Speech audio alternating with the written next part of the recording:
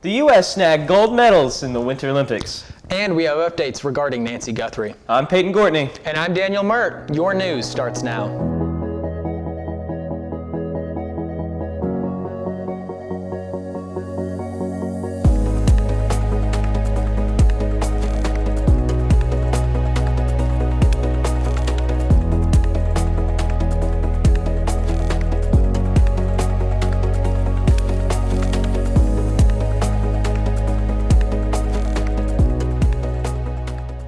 People in Chattanooga gathered to protest the controversial federal immigration enforcement across the U.S. That comes as ICE leaders say they're scaling back in the state of Minnesota. We'll have more on that in a moment. But first, this was the scene Wednesday evening at Chattanooga's Veterans Bridge. ICE protesters lined up along the north end of the bridge. Here's what some had to say. Same thing every day. The injustices we're seeing with the current administration affects everyone. Everything from Ukraine to the Epstein files to ICE to Black Lives Matter. I've been out here for years, and it just seems to be getting worse and worse. But I've seen that people coming out here, being out here, letting their voices be heard is making a difference. The protest lasted about an hour. The Trump administration is ending a massive immigration crackdown that swept across the Minneapolis-St. Paul area. Border Czar Tom Homan made the announcement, concluding an operation that led to thousands of arrests, angry mass protests, and the fatal shooting of 2 U.S. citizens. The Department of Homeland Security called the crackdown its largest immigration enforcement operation ever. The surge of thousands of federal officers changed lives across the Twin Cities.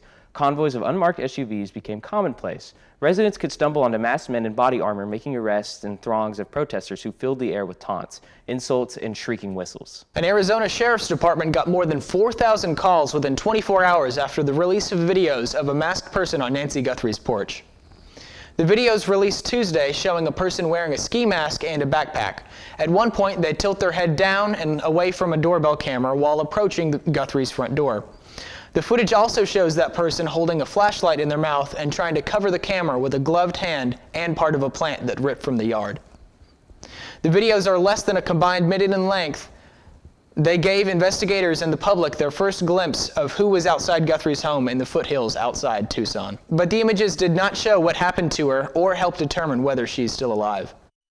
A judge on Wednesday kept former New York Jets first-round draft pick Darren Lee in jail without bond as he faces a first-degree murder charge in the death of his girlfriend in Ottawa, Tennessee.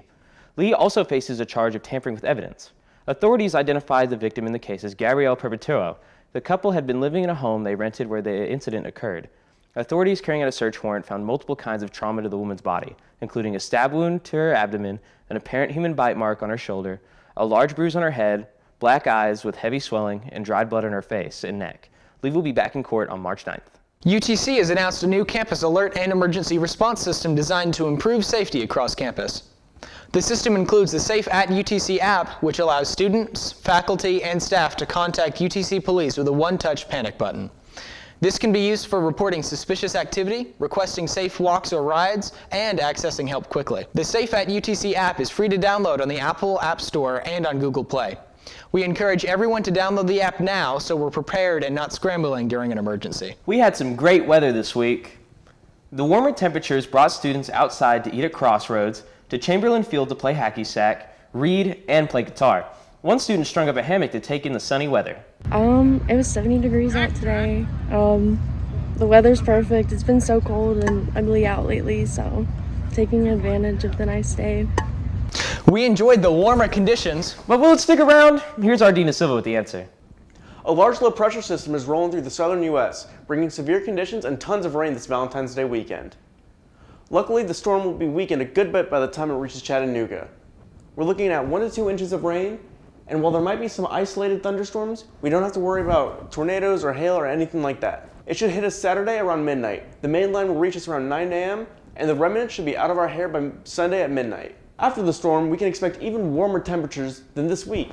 Now onto the forecast. Saturday, we're looking at a high of 58 and a low of 35. Sunday, we're looking at rain, temperatures between 52 and 44. Monday, we can expect a high of 62 and a low of 45. Tuesday, 66 and 41. Wednesday, 66 and 51. And Thursday and Friday, 68 and temperatures in the low 50s. That's all the weather talk I got for y'all this week. Stay safe and have a good Valentine's Day. Are you looking for any new podcasts? Tune in to Mocscast every weekend to get updates on news, campus lives, and weather. Hosted by Mocs News' Sydney Hughes, Bella Scott, and Dean DeSilva. The lead singer of Grammy-nominated rock band Three Doors Down has died. Authorities say Brad Arnold passed on Saturday in his sleep after a battle with stage 4 kidney cancer. He revealed his diagnosis in May. Arnold fronted the band's breakout hit Just Kryptonite at just 15, writing the song in math class. Three Doors Down debut album, The Better Life, sold more than 6 million copies. Arnold earned a second Grammy nomination in 2003 for When I'm Gone. Reports show that the death of Catherine O'Hara was because of a pulmonary embolism. That's a blood clot that blocks an artery in the lungs. Rectal cancer has also been listed as an underlying cause of the death for O'Hara. She was best known for her roles in Schitt's Creek.